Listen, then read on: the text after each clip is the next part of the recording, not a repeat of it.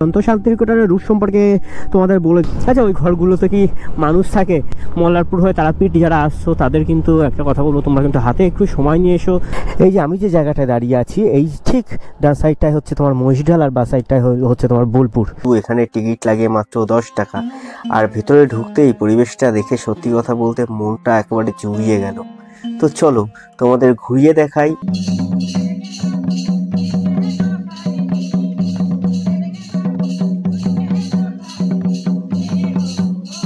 নমস্কার বন্ধুরা, আমি দেবরাজ আর দেবরাজ ব্লগের আরো একটি নতুন এপিসোডে তোমাদের সকলকে জানাই স্বাগত।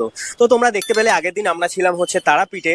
অ্যাকচুয়ালি বারাসাত থেকে তারাপীঠে এসে আমরা মোটামুটি রেস্ট নিয়েছিলাম এই হোটেলে রেস্ট নিয়ে পুজো দিয়ে তোমাদের সকালবেলা ঘুরে দেখালাম। আর এখন আমরা বেরোচ্ছি শান্তিনিকেতনের উদ্দেশ্যে। তো চলো।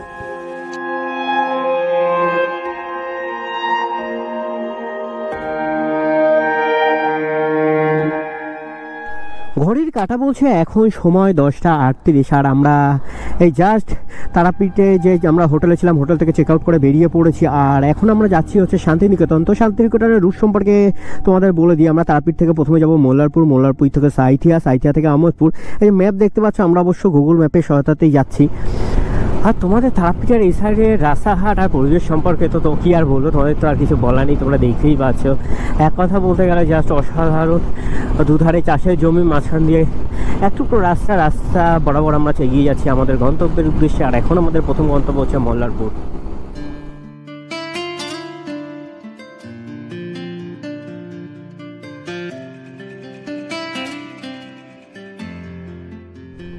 আর এইদিকে দেখতে পাচ্ছ রাস্তার উপরে রয়েছে একটা বোর্ডের মধ্যে রয়েছে মল্লারপুর 2 কিলোমিটার, মোলটি হচ্ছে 14 কিলোমিটার, সুরি 40 কিলোমিটার, বোলপুর হচ্ছে 43 কিলোমিটার, কাটোয়া 102 কিলোমিটার এবং দুর্গাপুর হচ্ছে 100 কিলোমিটার। আর আমরা যাচ্ছি বোলপুর। আর এদিকার পরিবেশটা দেখতে পাচ্ছ একেবারে কত সুন্দর। এখন মানে এই দিকটা যত যাচ্ছি না একেবারে সবুজ। আর তোমাদের একটা জিনিস দেখাই, এই জিনিসটা দেখতে না আমার ছোটোবেলার কথা বারবার মনে পড়ে যায়। সেটি হচ্ছে ওই যে দেখতে পাচ্ছ রাইস মিলগুলোর যে ওপরে ছোটো ছোটো ঘরগুলো করা থাকে, ওই ঘরগুলোর কথা কিন্তু আমি বেসিক্যালি তোমাদেরকে বলছি। সত্যি একটা মানে ছোটোবেলার অসাধারণ ফিলের কথা মনে পড়ে, বাবা মাকে বারবার জিজ্ঞাসা করা। আচ্ছা, ওই ঘরগুলোতে কি মানুষ থাকে? ওই থেকে হাজার রকম কোশ্চেন। হয়তো জানি না এখনকার বাচ্চারা করে কি না, তবে আমাদের সময় তো মানে আমাদের কাছে যেন একটা নস্টালজিক ব্যাপার ছিল এইসব জিনিসপত্রগুলো।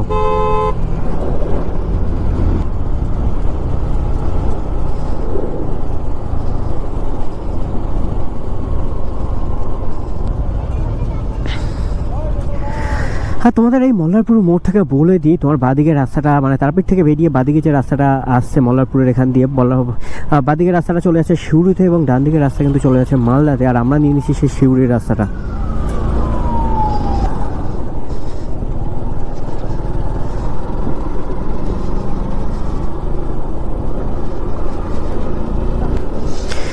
ঘড়ির কাঁটা বলছে এখন সময় 11টা 21। আর আমরা আছি হচ্ছে NH 114-তে।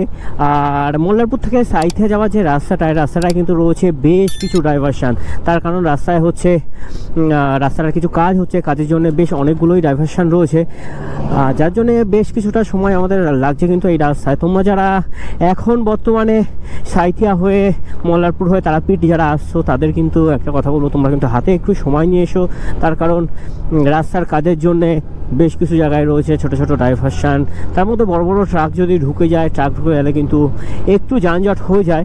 সাধারণভাবে এই সব রাস্তায় কিন্তু যানজট হওয়ার কথা নেই, তারপরেও কিন্তু আমার মানে পরপর যদি 3-4টে ট্রাক ঢুকে যায় না, তোমার কিন্তু অনেকটাই লেট হতে পারে। সো সবাই একটু হাতে সময় নিয়ে বেরোনোর চেষ্টা করো আর সব সময় সেফ জার্নি করার চেষ্টা করো। যদি গাড়িতে যাও অবশ্যই সিট বেল্ট ইউজ করবে, যদি বাইকে যাও অবশ্যই রাইডিং গিয়ার কিন্তু প্রপার চাই।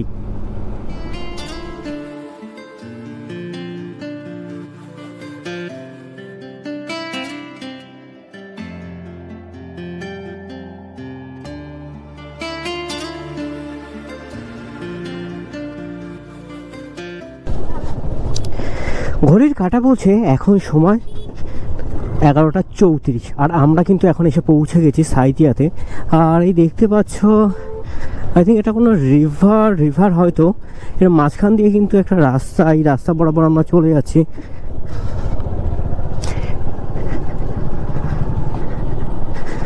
অ্যাকচুয়ালি এই জায়গাটার নামও জানা নেই। সাইথিয়া থেকে কেউ যদি আমার ভিডিওসটা দেখে থাকো তবে এই যে নদীটা আছে, নদীটার নামটা কি একটু তোমরা অবশ্যই কমেন্টস করে জানিয়ে দিও।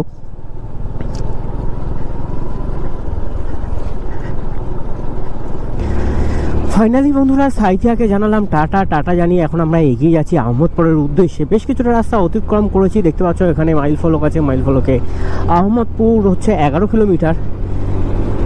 তো চলো তোমরা জার্নিটাকে এনজয় করতে থাকো, আশা করি তোমাদের সকলের ভালো লাগবে। আর আহমদপুর থেকে যদি কেউ ভিডিওটা দেখে থাকো অবশ্যই লাইক কমেন্ট শেয়ার সাবস্ক্রাইব করে কিন্তু পাশে থাকা যায়।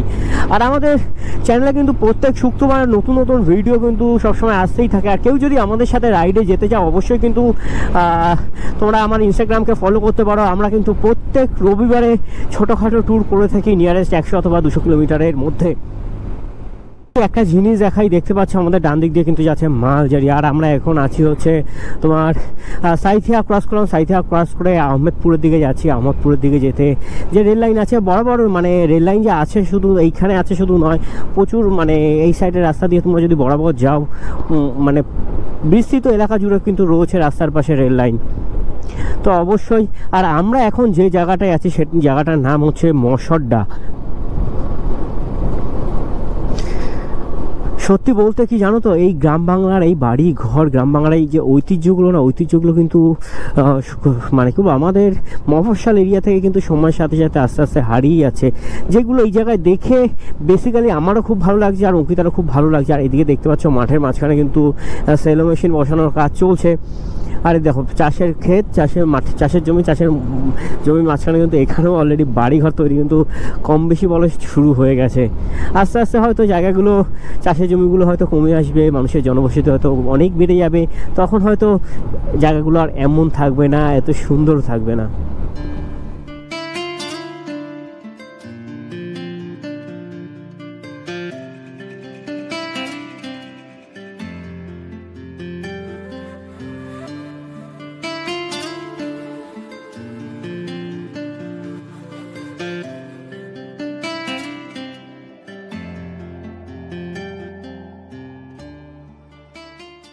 ঘড়ির কাঁটা বলছে এখন সময় 12টা 14। আর আমরা আছি হচ্ছে কোপাই স্টেশনের পাশে।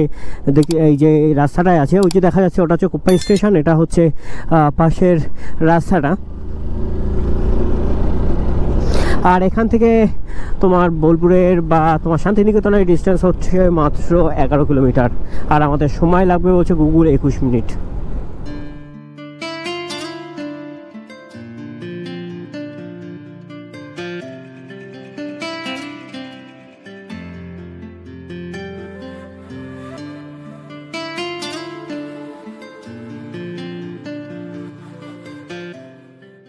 বন্ধুরা তোমাদের একটা ছোট্ট জিনিস দেখাই, এই যে দেখতে পাচ্ছ ছোট্ট একটা ব্রিজ, এই ব্রিজটা আর নিচে রয়েছে হচ্ছে এই যে হচ্ছে কোপাই নদী। আর এই কোপাই নদী এই যে ব্রিজটা আছে, ব্রিজটার আমরা যেমন আসছি হচ্ছে তারাপীঠের দিক থেকে আসছে। আমি যেভাবে দাঁড়িয়ে আছি এদিকে ডান দিকটা হচ্ছে এই ব্রিজটা ক্রস করলে হচ্ছে বোলপুর, আর এই সাইডটা জায়গা হচ্ছে তোমার জায়গাটার নাম আমি ভুলে যাচ্ছি, চলো তোমাদের সামনে নিয়ে গিয়ে দেখাই, ভুলে গেলে হবে না। আর এদিকে দেখতে পাচ্ছ বাদিকে কিন্তু হচ্ছে পিকনিক। আর এটা হচ্ছে মানে বোলপুর যে পৌরসভার আছে, বোলপুর পৌরসভার বর্ডার বলতে পারো। এটা মহিঢাল, তোমাদের যে জায়গাটার নাম বলছিলাম এটা হচ্ছে মহিঢাল। আমি একদম পুরোপুরি বর্ডারে দাঁড়িয়ে তোমাদের দেখাই। এই যে আমি যে জায়গাটায় দাঁড়িয়ে আছি এই ঠিক ডান সাইডটায় হচ্ছে তোমার মহিষঢাল আর বা সাইডটায় হচ্ছে তোমার বোলপুর। তো চলো আমরা তো বোলপুর প্রায় চলেই গেলাম। এবার আমাদের প্রথম গন্তব্য হচ্ছে তোমার শান্তিনিকেতন। আর শান্তিনিকেতনের ডিস্টেন্স আমার আইডিয়া যা বলছে এখান থেকে তোমার 6 কিলোমিটার অ্যারাউন্ড সামথিং এরকম কিছু। আর এদিকে দেখতে পাচ্ছ বা সাইডে চলে যাচ্ছে, ডান সাইডে চলে আসে ট্রেন।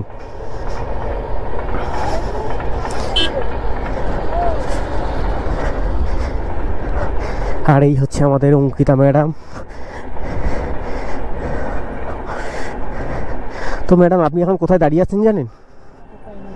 হ্যাঁ, কোপাই নদীর উপরে দাঁড়িয়ে আছেন। আপনি কি জানেন আপনি এখন বোলপুরের মধ্যে ঢুকে আছেন? আপনি জানেন আপনি কি এখন বোলপুরে ঢুকে আছেন? ওটা হচ্ছে বোলপুর আর মহিষাদল যে পৌরসভা আছে, ধরো না বর্ডার। তো চলো তোমাদের দেখিয়ে দিলাম জায়গাটা কিন্তু অসাধারণ সুন্দর পরিবেশ, আর অপোজিট সাইডে রয়েছে পিকনিক, তোমাদের তো পিকনিক স্পট। চলো তোমাদের পিকনিক স্পটটাও একবার দেখিয়ে দিই। এই যে দেখতে পাচ্ছ কোপাই নদীর পাড়ে করছে সবাই পিকনিক, দেখানো জায়গাটা। আর হচ্ছে গাছগুলো হচ্ছে ইউক্যালিপটাস গাছ।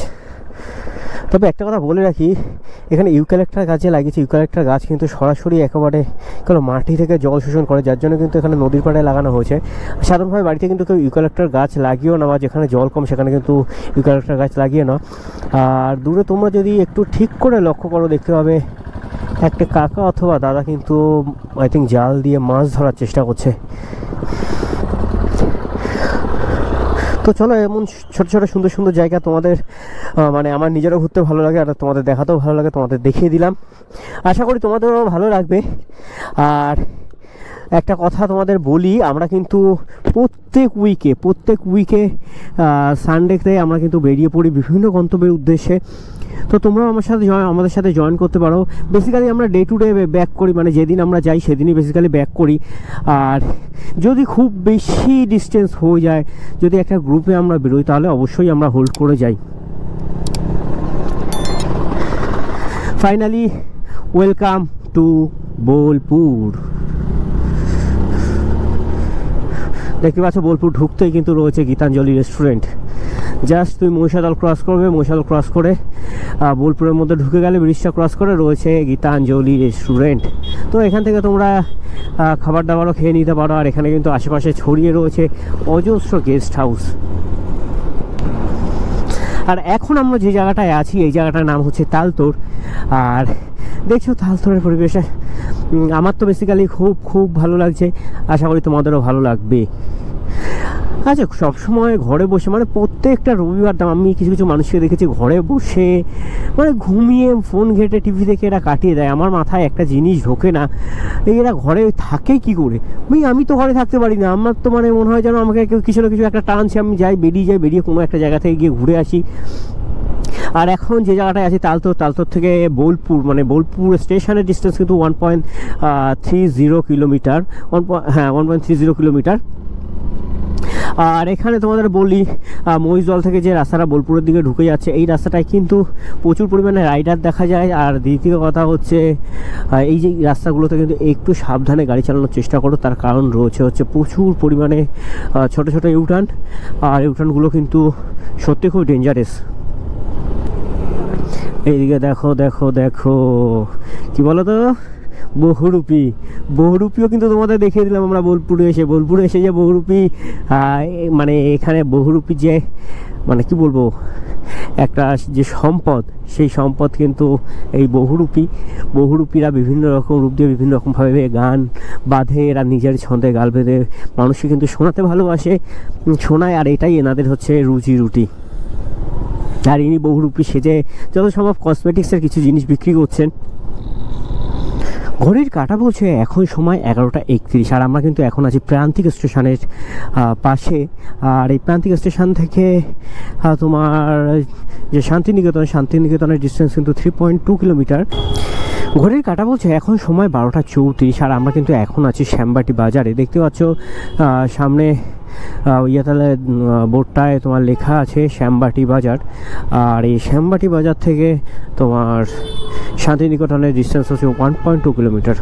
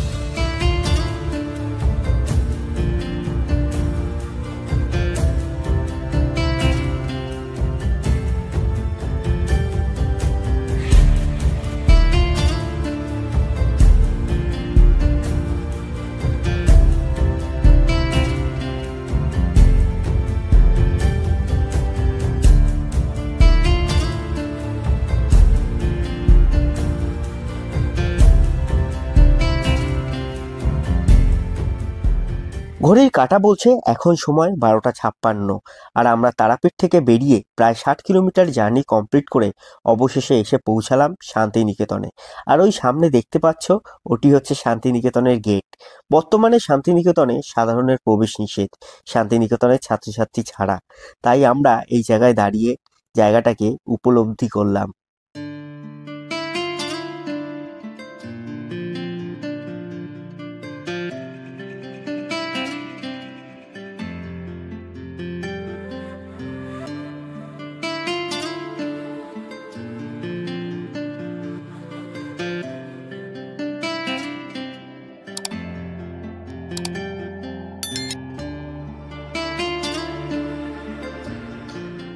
শান্তিনিকেতনের সামনে বেশ কিছুটা সময় কাটানোর পর আমরা রওনা হলাম সৃজনের উদ্দেশ্যে।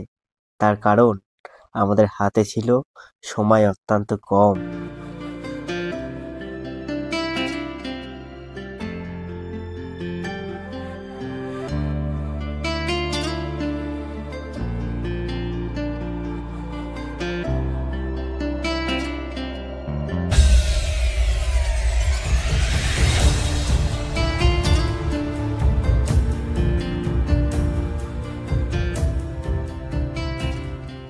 ফাইনালি বন্ধুরা, তোমরা দেখতে পাচ্ছ আমরা এখন এসে পৌঁছেছি সৃজনী শিল্পগ্রামের সামনে। আর এটি হচ্ছে সৃজনী শিল্পগ্রামের মূল ফটক বা মূল দরজা। আর এই দরজা দিয়ে প্রবেশ করলেই বাদিকে রয়েছে টিকিট কাউন্টার। তো চলো আমরা গিয়ে টিকিটটা কেটে নিই।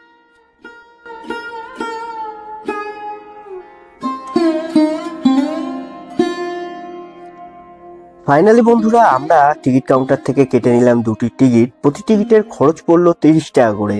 আর তোমাদের এখানে জানিয়ে রাখি, যেসব বাচ্চারা 12 বছরের কম বয়স তাদের কিন্তু এখানে টিকিট লাগে মাত্র 10 টাকা। আর ভেতরে ঢুকতেই পরিবেশটা দেখে সত্যি কথা বলতে মনটা একেবারে জুড়িয়ে গেল। তো চলো তোমাদের ঘুরিয়ে দেখাই সৃজনী শিল্পগ্রামটা বা সৃজনী কমপ্লেক্সটা।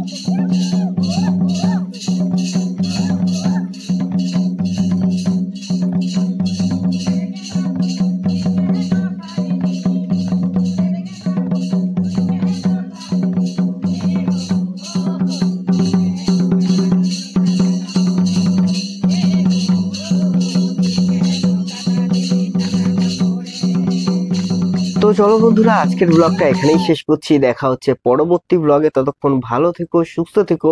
আর আমার এই ব্লগটা ভালো লেগে থাকলে অবশ্যই লাইক, কমেন্ট, শেয়ার এবং সাবস্ক্রাইব করে পাশে থেকো। ততক্ষণের জন্য টাটা। আর সত্যি কথা বলতে তোমাদের পুরোটা ঘুরিয়ে দেখাতে পারলাম না, আমার নিজেরও খারাপ লাগছে। তবে হাতে খুবই সময় কম আর বাড়ি ফিরতে হবে। আর আমাদের বাড়ি থেকে ডিস্টেন্স বোলপুরের প্রায় ধরে নাও 200 কিলোমিটারের কাছাকাছি। তো চলো, আজকের মতো টাটা।